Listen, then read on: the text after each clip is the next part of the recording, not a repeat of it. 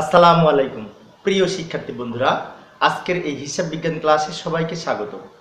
আজকের আমার এই ক্লাসের আলোচ্য বিষয় একাদশ দ্বাদশ এইচএসসি পরীক্ষার্থী এবং বিশ্ববিদ্যালয়ে ভর্তি ইচ্ছুক শিক্ষার্থীদের জন্য হিসাব বিজ্ঞান দ্বিতীয় পত্র দ্বিতীয় অধ্যায় অংশীদারি কারবারের হিসাবের ক্ষেত্রে ঋণের সুদ কিভাবে নির্ণয় করতে হয় এবং ঋণের সুদ কিভাবে হিসাবভুক্ত করতে হয় তা বিস্তারিত আলোচনা করার চেষ্টা করব।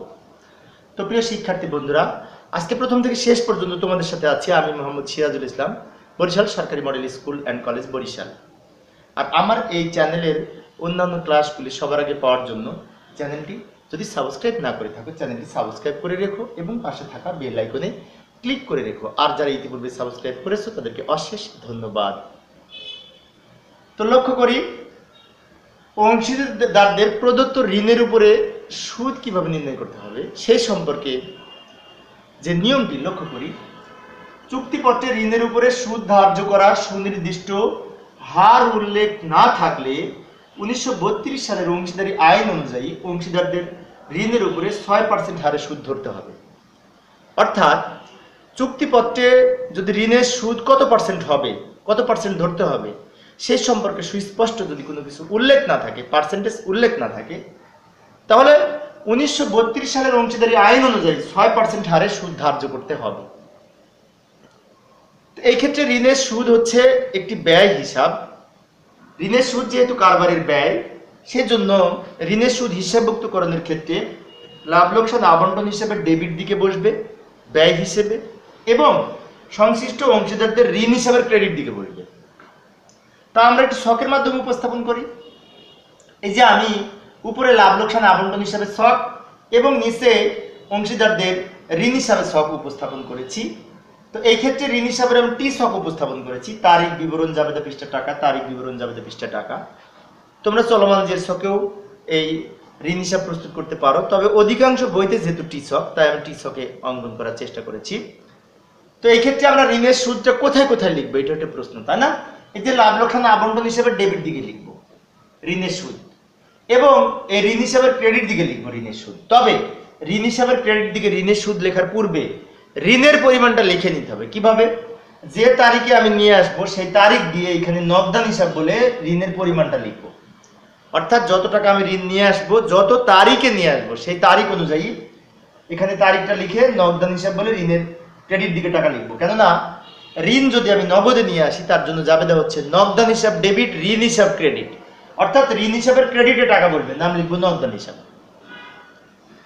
তারপরে ঋণের সুদ এখান থেকে আবার এখানে বলবে। অর্থাৎ ঋণের সুদ কিন্তু ডিসেম্বর 31 তারিখে হিসাবভুক্ত করতে হবে। ঋণের সুদ এখানে লিখে টাকা এখানে লিখবো। আবারও বলি, ঋণের সুদ কোথায় কোথায় লিখবো।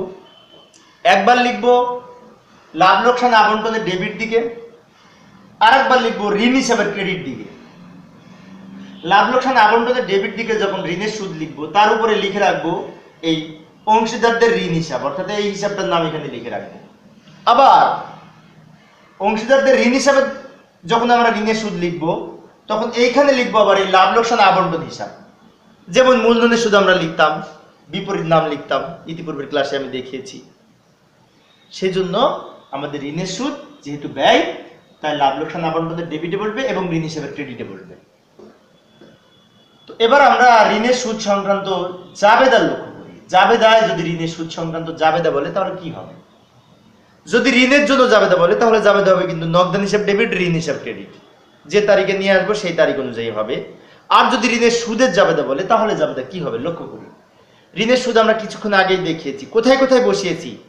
লাভ লোকসান আবন্টনের ডেবিট দিকে একবার লিখেছি, আর একবার ঋণ হিসাবের ক্রেডিট দিকে লিখেছি। সেজন্য আমরা লিখবো লাভ লোকসান আবন্টন হিসাব ডেবিট এবং ওই সংশ্লিষ্ট অংশীদারের ঋণ হিসাব ক্রেডিট। যেমন যদি এক্স ওয়াই জেড তিনজন অংশীদার, এখন ওয়াই যদি ঋণ নিয়ে আসে তাহলে এখানে লিখবো লাভ লোকসান আবন্টনের ডেবিট হিসাব ডেবিট, ওয়াই এর ঋণ হিসাব ক্রেডিট। অর্থাৎ ঋণের সুদ একবার লাভ লোকসান আবন্টনের ডেবিটে বসবে, আর একবার ঋণ হিসাবের ক্রেডিট দিকে বসবে। বিষয়টি মনে রাখবো। এবার আমরা ঋণের সুদ কখন কিভাবে ধরতে হবে সেই সম্পর্কে কিছু উদাহরণ দেখব। লক্ষ্য করি, অংশীদারদের ঋণের উপরে তারিখ অনুযায়ী সুদ ধরতে হবে। অর্থাৎ সুদের পার্সেন্টেজ 6% ধরতে হবে, ঠিক আছে, কিন্তু কত মাস হবে বা কত বছরের হবে সেটা নির্ভর করবে তারিখ অনুযায়ী। যেমন ঝরা ও হীরা একটি অংশীদারি কারবারে দুইজন অংশীদার, আমি একটি কাল্পনিক নাম লিখেছি, দুইজন অংশীদার ঝরা এবং হীরা। 1 জানুয়ারি তারিখে তাদের মূলধনের পরিমাণ ছিল 60,000 আর 40,000, অর্থাৎ 60,000 এবং 40,000 এই দুটো হচ্ছে মূলধন, ঋণ না। কিন্তু আমরা নির্ণয় করবো ঋণের সুদ, এই যে লাল কালি দিয়ে রেখেছি আমি। ঋণ সম্পর্কে কি বলা আছে, এতে দুইজন অংশীদারের মধ্যে ঝরা 1 জুলাই তারিখে কারবারে 20,000 টাকা ঋণ স্বরূপ সরবরাহ করে। ঝরা ঋণ নিয়ে এসছে 1 জুলাই তারিখে, তাহলে ঝরা ঋণের সুদ নির্ণয় করব কিভাবে? এখানে 1 জুলাই উল্লেখ আছে কিন্তু সুদের হার উল্লেখ নাই। তো সুদের হার যদি উল্লেখ না থাকে তাহলে অংশীদারি আইন অনুযায়ী 6% হারে সুদ ধরতে হবে, কিন্তু কত মাসে সেটা দেখতে হলে এই যে জুলাই 1 তারিখে নিয়ে এসছে, তাহলে জুলাই থেকে শুরু করে ডিসেম্বর 31 তারিখ পর্যন্ত আমাদের হিসেব করতে হবে কত মাস হবে। যেমন July, August, September, October, November, December, 6 মাসের সুদ ধরতে হবে। তাহলে আমরা ঋণের সুদটা এইভাবে হিসেব করব, ঋণের সুদ এই 20,000 ইন্টু 6% ইন্টু 6/12, পার্সেন্টেজ কেটে 600 টাকা হবে আমাদের, এইভাবে লিখতে পারি ঋণের সুদ। এইভাবে আমাদের ক নম্বরে যদি বলে ঋণের সুদ বের করতে, তাহলে এইভাবে আমরা নির্ণয় করতে পারি। আবার ক নম্বরে অনেক সময় ঋণ হিসাব প্রস্তুত করতে বলে, তো ঋণ হিসাব যদি প্রস্তুত করতে বলে তাহলে এইভাবে আমরা ঋণ হিসাব প্রস্তুত করব। ঝরা এর ঋণ হিসাব, ঝরা একজন অংশীদারির নাম। ইচ্ছে করলে আমি এই চলমান জের ছকেও আঁকতে পারতাম, চলমান জের ছক আমি সবার শেষে দেখিয়ে দিব, সমস্যা নেই। এখন টি ছকেই দেখাচ্ছি। তো ঋণ হিসাব আমাদের এইখানে প্রথমে বসবে, এখানে জুলাই 1 তারিখ দিয়ে জুলাই 1 তারিখ দিয়ে যে ঋণটা নিয়ে এসছে 20,000 টাকা, সেই ঋণটা বসবে নগদান হিসাব বলে, এখানে ঋণের টাকা লিখব। অর্থাৎ যে 20,000 টাকা ঋণ নিয়ে এসছে এটার জন্য জাবেদা হচ্ছে নগদান হিসাব ডেবিট, ঋণ হিসাব ক্রেডিট। তো ঋণ হিসাবের ক্রেডিটে টাকা লিখবো, নাম লিখবো নগদান হিসাব। তারপরে ঋণের সুদ লিখবো এই ঋণ হিসাবে। কিভাবে লিখবো লক্ষ্য করি, ঋণের সুদ কিন্তু ডিসেম্বর 31 তারিখে লিখতে হবে, এবং এখানে আমরা ঋণের সুদ এখানে লিখবো, কিন্তু ঋণের সুদের উপরে লিখে নিতে হবে লাভ লোকসান আবন্টন হিসাব হেডিং হিসেবে। তারপরে ঋণের সুদ লিখে ক্রেডিট দিকে টাকা লিখবো, অর্থাৎ ঋণ ক্রেডিটে, ঋণের সুদও ক্রেডিটে। তারপর আমরা জের করব, ব্যালেন্স করব। আমরা জানি যেদিক বড় সেদিকে আগে যোগ করতে হয়। চলো টি ছকে জের করতে হলে তাহলে এখানে দাগ দিব, এইখানে দাগ দিব, এই দুইটা যোগ করে নিচে লিখবো, এই যোগফলটা বাম দিকে নিয়ে আসবো, দুই দিকে ডাবল দাগ দিব। তারপর এই টাকাটাই ফাঁকা জায়গায় লিখে এখানে লিখবো ব্যালেন্স সিবি। এই 20,600 টাকা এখানে লিখবো, এখানে লিখবো ব্যালেন্স সিবি, পাশে লিখবো এই বছরের শেষ তারিখ ডিসেম্বর 31। এবং এই যে ব্যালেন্স সিডি এটা আবার ব্যালেন্স বিডি হিসাবে ওইদিকে চলে যাবে নিচে। এই ব্যালেন্স সিডিটা এখানে ব্যালেন্স বিডি হিসাবে লিখবো, এই টাকাটা এই টাকার ঘরে লিখবো। এবং এখানে তারিখ হবে, এখানে ডিসেম্বর 31 তারিখ দেওয়া আছে 2020, পরের দিন অর্থাৎ 2021 জানুয়ারি 1 তারিখ হবে ব্যালেন্স বিডির পাশে। তো এইভাবে আমরা ঋণ হিসাব প্রস্তুত করতে পারি। এখন তোমাদের মনে প্রশ্ন হতে পারে যে লাভ লোকসান আবন্টন হিসাবে এখানে লিখলাম কেন, তাই না? তো আমরা জাবেদাটি একটু লক্ষ্য করি, এই যে জাবেদাতে লক্ষ্য করলে দেখতে পাই জাবেদায় বলেছে লাভ লোকসান আবন্টন হিসাব ডেবিট, ঝরা এর ঋণ হিসাব ক্রেডিট। তাহলে ঝরা একজন অংশীদার, তাই না? ঝরা এর ঋণ হিসাবের ক্রেডিট দিকে টাকা লিখবো, নাম লিখবো এই ডেবিটের নামটা, সেজন্য এখানে লাভ লোকসান আবন্টন হিসাব লেখা হয়েছে। আশা করি বুঝতে পেরেছ।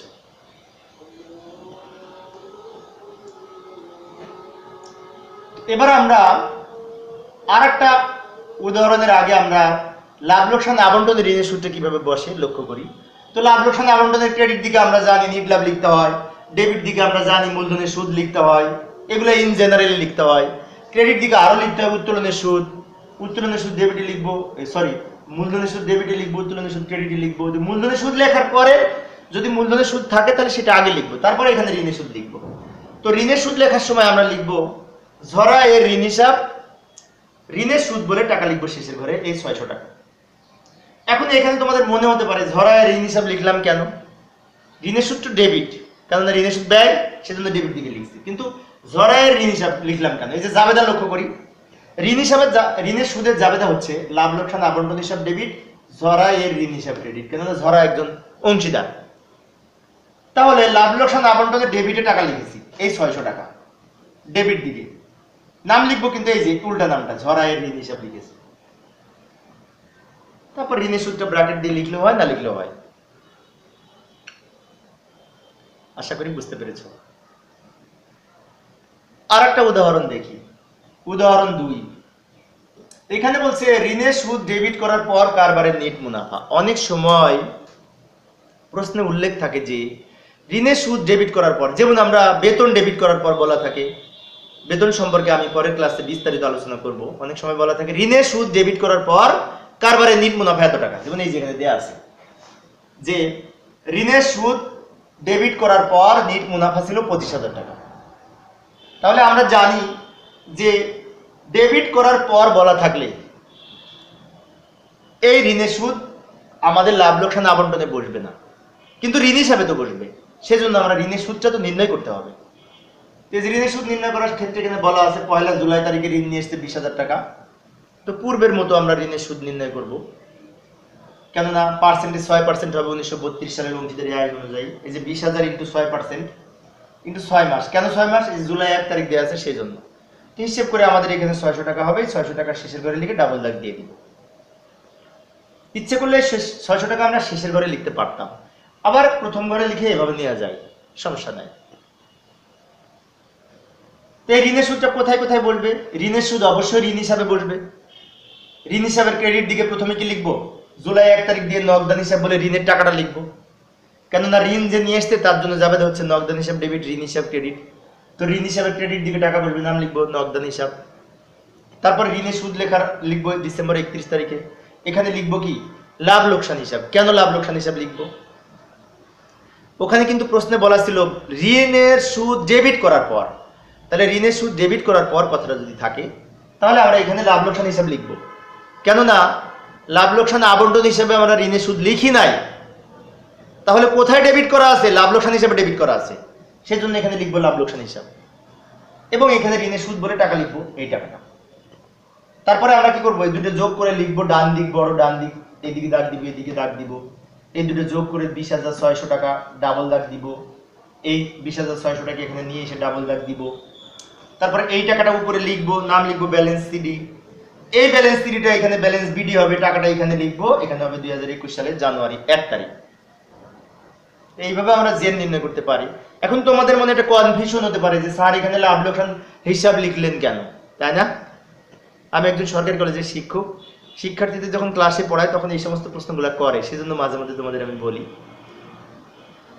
তো লাভ লোকসান হিসাব লিখলাম কেন? এখানে লক্ষ্য করি জাবেদা হচ্ছে ঋণের সুদ ডেবিট করার পর মুনাফা দেয়া থাকলে তার জন্য জাবেদা হচ্ছে, কিন্তু ঋণের সুদের জাবেদা হচ্ছে লাভ লোকসান হিসাব ডেবিট, ঋণ হিসাব ক্রেডিট। তাহলে যেহেতু এই ঋণ হিসাবে ঝরা ঋণ হিসাবের ক্রেডিট দিকে টাকা লিখবো, নাম লিখবো এই লাভ লোকসান হিসাব। আমরা আরো একটি উদাহরণ দেখি, এবং এটা আমাদের লাভ লোকসান আবন্টন হিসাবে ছক অঙ্কন করেছি। তো লাভ লোকসান আবন্টন হিসাবে ছক অঙ্কন করে আমরা এই যে বাম দিকে মূলধনের সুদ লিখেছি, ডান দিকে উত্তোলনের সুদ লিখেছি। এখন প্রশ্ন হচ্ছে, এই যে আমাদের অঙ্কে বলা ছিল ঋণের সুদ ডেবিট করার পর, বলা ছিল না নিট মুনাফা, এই অঙ্কে কিছুক্ষণ আগে দেখলাম। তাহলে ঋণের সুদ ডেবিট করার পর যেহেতু বলা আছে কত টাকা? নিট মুনাফা 25,000 টাকা। ঋণের সুদ ডেবিট করার পর উল্লেখ আছে এই অঙ্কে, সেই জন্য আমরা ঋণের সুদটা এখানে বসবে না, ঋণের সুদটা এখানে বসবে না। এই যে ঋণের সুদ লিখে আমি কাটা দিয়ে রাখলাম, অর্থাৎ ক্রস দিয়ে রেখেছি, ঋণের সুদ এখানে বসবে না। তোমরা আবার এখানে লিখে আবার ক্রস দিও না, আমি বোঝানোর জন্য এখানে লিখছি। আরো বলতে পারি, যেমন এই যে এখানে আমরা জাবেদা যদি দেখি, লাভ লোকসান হিসাব ডেবিট, ঋণ হিসাব ক্রেডিট, এই জাবেদা কি লাভ লোকসান আবন্টন হিসাব আছে? নাই, সেজন্য লাভ লোকসান আবন্টন হিসাবে ঋণের সুদ বসবে না। অর্থাৎ প্রশ্নে কি ছিল? ঋণের সুদ ডেবিট করার পর নিট মুনাফা ছিল 25,000। নিট মুনাফা যেখানে বসে সেখানে বসবে, কিন্তু ঋণের সুদ ডেবিট করার পর বলা আছে, সেজন্য এখানে আর হিসাবভুক্ত হবে না, বিষয়টি মনে রাখবেন। তো এবার আমরা আরো একটি উদাহরণ দেখব, যেখানে বলেছে অংশীদারদের প্রারম্ভিক ঋণের উপরে সুদ। অনেক সময় অংশীদারগণ বছরের প্রথম তারিখে ঋণের পরিমাণ উদ্বৃত্ত দেয়া থাকে, তো সেক্ষেত্রে আমরা পূর্ণ বছরের সুদ ধরতে হবে। লক্ষ্য করি, এই যে ঝরা ও হীরা একটি অংশীদারি কারবারের দুইজন অংশীদার 1 জানুয়ারি তারিখে তাদের মূলধন ছিল কত? 60,000 টাকা, 40,000 টাকা, এই দুটো কিন্তু মূলধন। এবং 1 জানুয়ারি তারিখের আরেকটা উদ্বৃত্ত ছিল, এই যে লাল কালি দিয়ে রেখেছি আমি, 1 জানুয়ারি তারিখেও আরেকটা উদ্বৃত্ত ছিল, সেটা হচ্ছে হীরা এর ঋণ হিসাবের উদ্বৃত্ত। অর্থাৎ হীরা এর ঋণ হিসাবের উদ্বৃত্ত ছিল 20,000 টাকা। কয় তারিখে? জানুয়ারি 1 তারিখে। তার মানে কি এই ঋণটা কিন্তু প্রারম্ভিক ঋণ, তাহলে প্রারম্ভিক ঋণের উপর পূর্ণ বছরের সুদ হবে। সেজন্য আমরা যখন এইখানে সুদ নির্ণয় করব তখন কিন্তু 20,000-এর উপরে 6% হবে। কেন 6% হবে?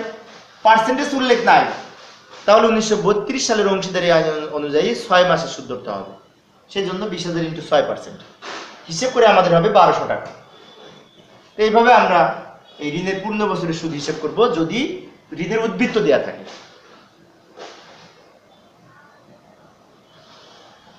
তো এবার আমরা ঋণের উদ্বৃত্ত যদি দেওয়া থাকে তাহলে আমরা ঋণ হিসাবটা প্রস্তুত করব কিভাবে? লক্ষ্য করি, এই যে ঋণ হিসাব লিখেছি, এখানে আমরা জানুয়ারি 1 তারিখ দিয়ে ব্যালেন্স বিডি বলে এখানে লিখব। লক্ষ্য করি ইতিপূর্বে কিন্তু আমি যখন ঋণ হিসাব প্রস্তুত করলাম তখন কিন্তু এখানে নগদান হিসাব করে টাকা লিখেছি এবং জুলাই 1 তারিখ দিয়েছিলাম, কেননা জুলাই 1 তারিখে নিয়ে এসেছি সেই জন্য। কিন্তু এই অঙ্কে বলছে জানুয়ারি 1 তারিখের উদ্বৃত্ত ছিল, উদ্বৃত্ত থাকলে ব্যালেন্স বিডি হয়, সেই জন্য ঋণ হিসাবে ক্রেডিট দিকে ব্যালেন্স বিডি নামে বলবে। তারপর ঋণের সুদ পূর্বের মধ্যে এখানে লিখবো, লাভ লোকসান আবন্টন হিসাব লিখে ঋণের সুদ লিখবো 1200 টাকা। তারপর এখানে দাগ দিব, এখানে দাগ দিব, এই দুটো যোগ করে এখানে লিখবো, এই যোগফলটা এখানে নিয়ে আসবো, দুই দিকে ডাবল দাগ দিব পূর্বের মতো। এই টাকাটা উপরে লিখবো, বামে লিখবো ব্যালেন্স সিবি, এখানে লিখবো ডিসেম্বর 31 তারিখ, এবং এইটাই আবার এইদিকে চলে যাবে ব্যালেন্স বিডি। এই টাকাটা এখানে লিখবো জানুয়ারি 1 তারিখ। একটু দ্রুত বললাম সময় সেভ করার জন্য, তোমরা এটা পারবে। এখন তোমাদের মনে হতে পারে এখানে লাভ লোকসান আবন্টন হিসাব লিখলাম কেন? ওই যে জাবেদার লক্ষ্য করি, জাবেদার কি হয়েছে? লাভ লোকসান আবন্টন হিসাব ডেবিট, হীরার ঋণ হিসাব ক্রেডিট। তাহলে হীরার ঋণ হিসাব যেহেতু প্রস্তুত করছি তার ঋণ হিসাবের ক্রেডিট দিকে টাকা বসবে, নাম লিখবো লাভ লোকসান আবন্টন হিসাব।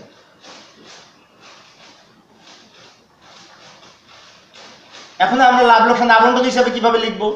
লাভ লোকসান আবন্টন হিসাবে আমরা নেট লাভ লিখবো, মূলধনের সুদ লিখবো, উত্তোলনের সুদ নিয়ম অনুযায়ী লিখবো। তারপরে হীরা এর ঋণ হিসাব লিখে ঋণের সুদ লিখবো 1200 টাকা পূর্বের মতো, কেননা ঋণের সুদ ডেবিট দিকে বসে।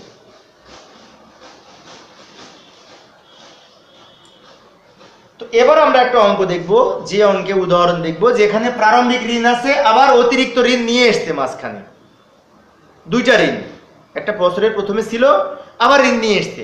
লক্ষ্য করি এই যে 1 জানুয়ারি তারিখে হীরার ঋণ হিসাবের উদ্বৃত্ত ছিল 20,000 টাকা, আমি কাল্পনিক উদাহরণ দিচ্ছি সব, এবং 1 জুলাই তারিখে আবার হীরা আরো 10,000 টাকা ঋণ স্বরূপ প্রদান করেন ব্যবসায়ী, তাহলে এইটার উপরেও সুদ হবে, এটার উপরেও সুদ হবে। কিভাবে হবে? এই যে 1 জানুয়ারি তারিখে যে ঋণ ছিল এর উপরে হবে পূর্ণ বছরের সুদ 6% হারে, আর অতিরিক্ত যে ঋণ নিয়ে এসছে তারিখ অনুযায়ী 6 মাসের সুদ হবে। জুলাই 1 তারিখ হলে 6 মাসের সুদ হবে, কেননা জুলাই থেকে যদি হাত গুনি আমরা July, August, September, October, November, December, তাহলে এই 10,000 টাকার উপরে 6 মাসের সুদ হবে। তো ঋণের সুদ কিভাবে লিখবো? প্রারম্ভিক ঋণের সুদ 20,000-এর উপরে 6% হিসেব করে যা হয় সেটি পূর্ণ বছরে, আর 1 জুলাই তারিখের অতিরিক্ত ঋণের সুদ হবে 10,000 × 6% × 6/12, কেননা 6 মাসের সুদ হবে এই 6% হিসেব করে। তাহলে এখানে সম্ভবত 300 টাকা হবে, তাহলে 1200 আর 300 যোগ করে এখানে এই 1500 টাকা হবে। এটা হচ্ছে মোট ঋণের সুদ। তো এইভাবে আমরা প্রারম্ভিক ঋণ এবং এই অতিরিক্ত ঋণ যদি একত্রে থাকে হিসাব করতে পারি।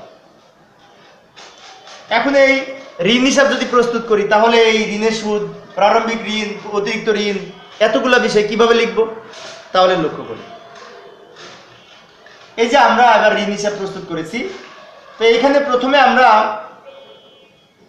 দুইটা ঋণ আছে, এখানে ব্যালেন্স বিডি বলে লিখবো 1 তারিখের যে ঋণ ছিল 20,000 টাকা জানুয়ারি 1 তারিখ দিয়ে, আবার অতিরিক্ত ঋণ যে নিয়ে এসছে আরো জুলাই 1 তারিখ দিয়ে লিখবো নগদান হিসাব বলে 10,000 টাকা। তাহলে দুইটা ঋণ লিখলাম, আর সুদ আমরা মোট পেলাম কত? 1500 টাকা। তাহলে সুদটা এখানে লেখার আগে লাভ লোকসান আবন্টন হিসাব লিখে ঋণের সুদ বলে 1500 টাকা লিখবো। অর্থাৎ প্রারম্ভিক মূলধন ঋণ হিসাবের ক্রেডিটে বলবে, অতিরিক্ত মূলধন ঋণের হিসাবের ক্রেডিটে বলবে, ঋণের সুদও ঋণ হিসাবের ক্রেডিটে বলবে, কেননা এই সবকিছু দ্বারা ঋণ হিসাব বৃদ্ধি পাবে। ঋণ হিসাব বৃদ্ধি পেলে ক্রেডিট হয়। ঋণ কমবে তখনই যখন ঋণ পরিশোধ করা হবে, তাছাড়া ঋণ নিয়ে আসলে ঋণ বৃদ্ধি পায়, ঋণের সুদ ধার্য করলেও ঋণ বৃদ্ধি পায়। সেজন্য ঋণের সুদ, ঋণ যেদিকে ঋণের সুদও সেদিকে। এবার আমরা যোগ করে ব্যালেন্স করব। এখানে একটি দাগ দিব, এখানে একটি দাগ দিব, দাগটা দুইটা সমান্তরাল ভাবে এক লেভেলে দিব। এই কটা যোগ করে এখানে লিখবো, এই যোগফলটা এখানে নিয়ে আসবো, ডাবল দাগ দিব দুই দিকে, ডাবল দাগ দিয়ে এই টাকাটা উপরে লিখবো। তারপর এখানে কি লিখবো এখন তোমরা পারবে। ব্যালেন্স সিডি, শেষ তারিখ লিখবো। এই ব্যালেন্স সিডিটা এখানে হবে ব্যালেন্স বিডি, এই টাকাটা এই টাকার ঘরে হবে, এখানে লিখবো 2021 জানুয়ারি 1, অর্থাৎ এর পরের দিন এখানে লিখতে হবে। আশা করি বুঝতে পেরেছো। এখন এই ঋণের সুদ 1500 টাকা লাভ লোকসান আবন্টন হিসাবে কিভাবে লিখবো লক্ষ্য করি। লাভ লোকসান আবন্টন হিসাবে কিভাবে লিখবো লক্ষ্য করি। এই যে লাভ লোকসান আবন্টন হিসাবে ছক অঙ্কন করেছি, এবং এইখানে আমরা মূলধনের সুদ, উত্তোলনের সুদ, অঙ্কে যদি থাকে লিখবো, না থাকলে লিখবো না, আমি শূন্য দিয়ে রেখেছি। তারপরে লিখবো এই যে হীরা এর ঋণ হিসাব, ঋণের সুদ বলে এখানে লিখবো 1500 টাকা, অর্থাৎ লাভ লোকসান আবন্টনের ডেবিট দিকে ঋণের সুদ বলবে।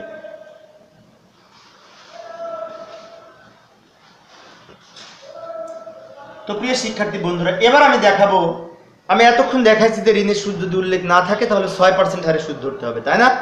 এখন অঙ্কের মধ্যে যদি ঋণের সুদের হার উল্লেখ থাকে তখন কিন্তু সেই হারে ধরতে হবে, 6% হারে ধরা যাবে না। লক্ষ্য করি, এই যে ঝরা ও হীরা একটি অংশীদারি কারবারে দুইজন অংশীদার। হীরা 1 জুলাই তারিখে 10% হারে 20,000 টাকা ঋণ স্বরূপ সরবরাহ করেন, অর্থাৎ হীরা 20,000 টাকা ঋণ নিয়ে এসছে জুলাই 1 তারিখে, সেখানে উল্লেখ আছে পার্সেন্টেজ 10% হারে সুদ ধরতে হবে। তাহলে এখানে আর 6% ধরার সুযোগ নাই, 10% উল্লেখ আছে। এইখানে কি করব, ঋণের সুদ নির্ণয় করব। এই যে 20,000 ইন্টু এই 10%, কিন্তু যেহেতু জুলাই বলেছে তাই 6/12 হিসেব করে আমাদের সম্ভবত হবে 1000 টাকা। আবারও বলি, অঙ্কের মধ্যে যে ঋণ থাকবে সেই ঋণের পাশে যদি সুদ উল্লেখ থাকে 10%, 8%, 9%, 5%, যাই থাকুক না কেন, তাহলে সেই পার্সেন্টেজ অনুযায়ী হিসাব করতে হবে। যেমন আমি এখানে 10% উল্লেখ ছিল, 20,000 টাকার উপরে 10% হিসেব করে 2,000 টাকা হয়। যেহেতু জুলাই 1 তারিখে বসেছে সেজন্য 6 মাসের হবে, গুণ 6/12। তো এখন আমরা চলমান জের ছকে, এই যে এটা আমি চলমান জের ছকে কিভাবে ঋণ হিসাব প্রস্তুত করতে হয় সেটা আমি একটু ঋণ হিসাব প্রস্তুত করে দেখাচ্ছি। চলমান জের ছকে কিভাবে ঋণ হিসাব প্রস্তুত করব, তো লক্ষ্য করি। ঋণ হিসাবে ছক, চলমান জের ছকে আমরা জানি তারিখ, বিবরণ, জাবেদা, পৃষ্ঠা, ডেবিট ক্রেডিট, জের ডেবিট ক্রেডিট, তাই না? তারপরে এখানে হীরা এর ঋণ হিসাব লিখেছি, হীরা একজন অংশীদারের নাম যে ঋণ নিয়ে এসছে। আনার পরে আমরা এখানে কি করব, প্রথমত ঋণ নিয়ে এসছে জুলাই 1, 2020 তারিখে, তাহলে এখানে তারিখ লিখবো জুলাই 1, 2020। তারপরে ঋণ যে নিয়ে এসছে 20,000 টাকা, এর জন্য জাবেদা কি, নগদান ডেবিট, ঋণ ক্রেডিট, নগদান ডেবিট, ঋণ ক্রেডিট। তাহলে ঋণ হিসাবে ক্রেডিটে টাকা লিখবো, নাম লিখবো নগদান হিসাব, যে ঋণটা নিয়ে এসছে, এবং এই ক্রেডিটের টাকা সরাসরি ক্রেডিটে চলে যাবে। তারপরে আবার আমরা কি করব, ঋণের সুদ লিখবো। তো ঋণের সুদ লেখার সময় লক্ষ্য করি 10% হারে কিছুক্ষণ আগে আমরা 6 মাসের সুদ হিসেব করেছি, 1000 টাকা হয়েছে। তাহলে সেই সুদ লেখার সময় আমরা এখানে লিখবো লাভ লোকসান আবন্টন হিসাব, কেননা ঋণের সুদের জন্য জাবেদা হচ্ছে লাভ লোকসান আবন্টন হিসাব ডেবিট, ঋণ হিসাব ক্রেডিট। তো ঋণ হিসাবের ক্রেডিটে টাকা লিখবো, নাম লিখবো লাভ লোকসান আবন্টন হিসাব। এবার জের করার সময় এটাও ক্রেডিট, এটাও ক্রেডিট, তাহলে ক্রেডিটের 20,000 এর সাথে ক্রেডিটের 1000 যোগ করে 21,000 হবে। এইভাবে আমরা চলমান জের ছকে ঋণ হিসাব প্রস্তুত করতে পারি। ঋণ হিসাব যেহেতু ক্রেডিট উদ্বৃত্ত, সেজন্য ক্রেডিট দিকে লিখতে হবে। আশা করি বুঝতে পেরেছো। তো পরিশেষে আমি আরো একবার বলছি একটি বিষয়, সেটি হচ্ছে এই যে ঋণের সুদ কোথায় কোথায় বসে। পরিশেষে আমি আবারও বলে দিচ্ছি, লাভ লোকসান আবন্টনের ডেবিট দিকে একবার বসবে, আর ঋণ হিসাবের ক্রেডিট দিকে বসবে। কিন্তু ঋণ হিসাবের ক্রেডিট দিকে লেখার আগে ঋণের পরিমাণটা লিখে নিতে হবে, যে তারিখে ঋণ নিয়ে আসবো নগদান হিসাব বলে সেই টাকাটা লিখে এখানে ঋণের সুদ বলে এখানে লিখবো। আবারও বলি, শেষ পর্যায়ে এসে ঋণের সুদ লাভ ক্ষতি আবন্টনের ডেবিট দিকে বসবে এবং ঋণ হিসাবের ক্রেডিট দিকে বসবে। আশা করি বুঝতে পেরেছ।